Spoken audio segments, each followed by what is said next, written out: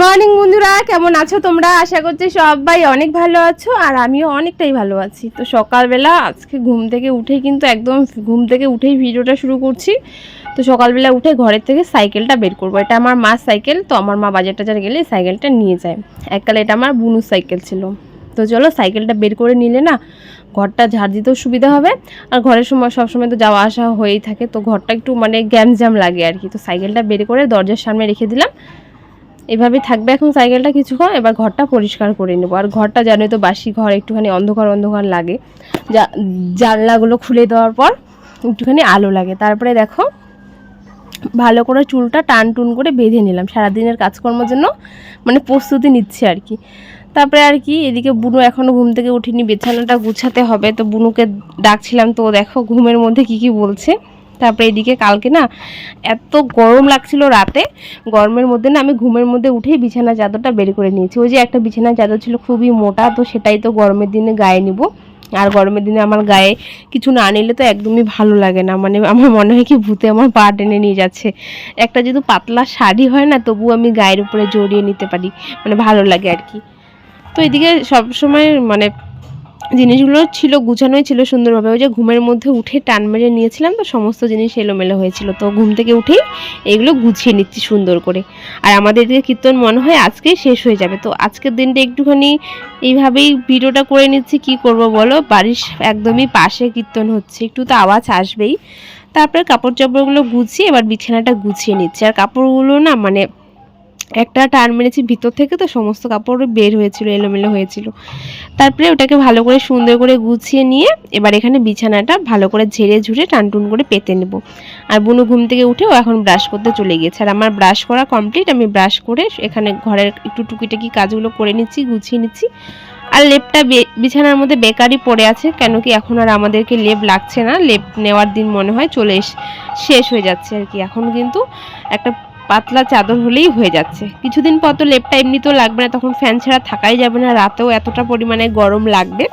তো যাই হোক আর কিছুদিন দেখি, তারপরে লেপটাকে ঢুকিয়ে রাখতে হবে। আর ওই ঘরে ঘুমিয়েছে দাদু, এই ঘরটা পরিষ্কার করে তারপরে ওই ছোটো ঘরটাতে যাব, ওই ঘরটাও পরিষ্কার করতে। আর আমাদের বাড়ির সমস্ত কাজ মানে রান্নাবান্না বাদ দিয়ে, রান্নাবান্না মাঝে সাঝে আমি টুকিটাকি করে থাকি, রান্নাবান্না বাদ দিয়ে যে সমস্ত কাজগুলো আছে সমস্ত কাজ কিন্তু আমি কিন্তু করে থাকি। হ্যাঁ, একা একা একটু একটু করে সমস্ত কাজ করি। তারপরে বিছানা টিছানা গুছিয়ে আমি চলে এসেছি রান্নাঘরে। রান্নাঘরে মার হয়েছে ভাত কমপ্লিট, মা এখন রান্না করছে তরকারি। আর আজকে দাদু আসবে। তো দেখো এদিকে আমি কি করছি বলো তো, যখন আমি আর কি গরম জল করি না, মার ভাত হয়ে যায়, তখন আমি এইভাবে গরম জল করে লেবু দিয়ে খেয়ে নিই। এখন কিন্তু আমার মাও খায়, তো আমি যখন খাই আমার মাও খায়। তো এদিকে দেখো আমি এইভাবে দিয়ে দিচ্ছি, তখন আমি এইটা এভাবে দিয়ে দেওয়ার পর আরেকটা ঘরে বিছানা গুছাতে গুছাতে আমার এই জলটা কিন্তু গরম হয়ে যায়। এইভাবেই আমি গরম জলটা করে থাকি সব সময়ের জন্য। কখনো ভাতটা যদি আগেই হয়ে যায় তখন হালকা একটু গরম জলটা করে নিই। তারপরে চলে আসলাম এই ঘরে বিছানাটা গুছিয়ে নিতে। তারপরে চলে আসলো দাদু।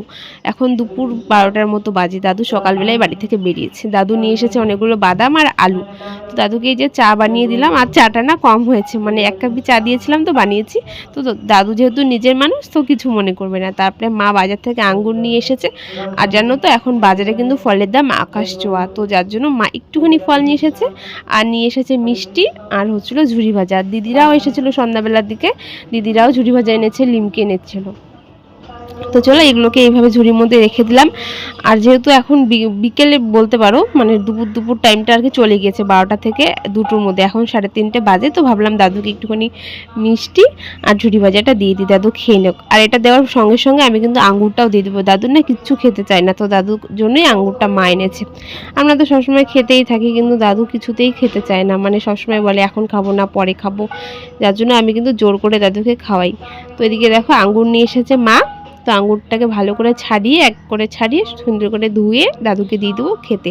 আঙুরটা দাদু যদি খায় তাহলে দাদু এখনই খাবে, এখন যদি না খায় সন্ধ্যাবেলার দিকে কিন্তু আর আঙুর ফল খাবে না। তো যার জন্য এখনই দিয়ে দিচ্ছি।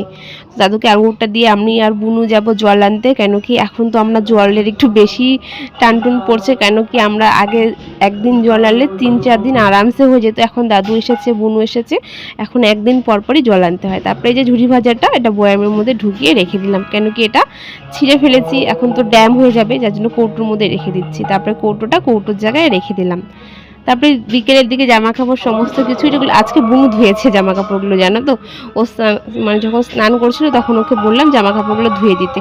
ও যেহেতু আমাদের এখানে আছে, মানে এখানেই থাকবে, তো যার জন্য ও এখন সংসারের সমস্ত কাজকর্ম ওকেও শিখিয়ে দিচ্ছি, ও কাজকর্ম করে টুকটাক করে ও করে।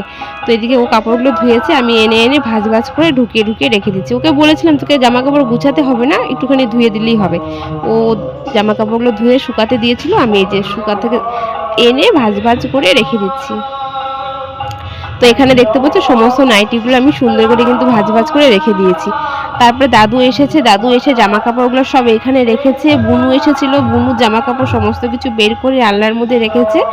তো আলনাটা অনেকটাই খারাপ লাগছিল দেখতে, ভাবলাম এটা একটু পরিষ্কার করে নিই। আর আমি বুনুকে বলেছিলাম যে তোকে এগুলো গুছাগুছি করতে হবে না, তুই শুধু বিছানার মধ্যে রেখে দিবি, আমি গুছিয়ে রাখবো। তো দেখতে পাচ্ছ এগুলো বুনু জামা কাপড়। তো জামা কাপড়গুলো সমস্ত কিছু ওকে একটা ওর জায়গা দেখিয়ে দেবো যে সেখানে ওর জামা কাপড়ই থাকবে, তো সেখানে ও রাখবে। আর কি জানো তো, আমাদের বাড়ির পাশে না মানে গানটা না শেষই হচ্ছে না, একটু হয়তো ব্যাকগ্রাউন্ডে একটু আওয়াজ আসতে পারে, সেটাকে তোমরা একটু ইগনোর করো। কারণ কি এখন তো জানোই কীর্তনের দিন, সব জায়গায় কীর্তন হয় চৈত্র মাসে, তো সেটাই হচ্ছে। তারপরে এই যে মার শাড়িগুলো, এগুলোও কিন্তু মা ধুয়েছে, এগুলো বুনু মেলে দিয়েছিল, সেই শাড়িগুলো শুকিয়ে গিয়েছে, সেগুলো এনে আমি ভাজ করে কিন্তু রেখে দেবো আলনার মধ্যে। আর আমার মাকেও আমি বলে থাকি এখানে ভালো মতো করে জামা কাপড় নিতে, মানে শাড়ি টাড়ি নিতে, একটু উলট পালট হলে না মাথাটা গরম হয়ে যায়। এত সুন্দর করে কষ্ট করে গুছিয়ে রাখি আমি, আর সবাই এসে উল্টাপাল্টা করে কাপড় চাপড় নিয়ে নেয়। তো দেখো তারপরে ভালো করে গুছিয়ে কিন্তু আমি বিছানাটা পরিষ্কার করে নিচ্ছি। আর কি জানো তো, যখন জামা কাপড় গোছানো হয় বিছানার মধ্যে, তখন কিন্তু বিছানার মধ্যে হালকা বালু থাকে, জানি না তোমাদের থাকে কি না, আমাদের এখানে থাকে। তো সেটাই একটুখানি ঝুড়ে পরিষ্কার করে রেখে দিচ্ছি। এখন কিন্তু 4:30টার মতো বাজে। আর সব থেকে ভালো লাগছে আজকে বিকেলবেলা কেউ পড়তে আসবে না, মানে ওই যে কীর্তন হচ্ছে বাড়ির পাশে, কি করে পড়াবো, তো ওখানেই সবাই যাচ্ছে, কীর্তনে যাচ্ছে, তো আজকে পড়তে আসবে না, আজকে আর পড়াবোও না। তো এইভাবেই গুছিয়ে ঘরটাকে রেখে এবার দেখো বিছানাটা কত সুন্দর লাগছে। আর এই যে আলনার কাপড়গুলো এখানে ভাঁজ করে রেখেছি, আর এখানে মার শাড়ি তো জানোই, মারই শাড়ি থাকে এখানে, আর নিচে কিছু নাইটি রেখেছি, ব্যাস এটাই। তো সব কিছু পিটপাট করে গুছিয়ে রেখে এবার রাতে চলে এসেছি খেতে। আজকে রাতে হয়েছে ওই যে কীর্তনের ওখান থেকে সবজি নিয়ে এসেছে, আর আমাদের এখানে ছিল একটুখানি ডিমের তরকারি। তো চলো আজকের মতো ভিডিওটা আমি এখানেই শেষ করছি।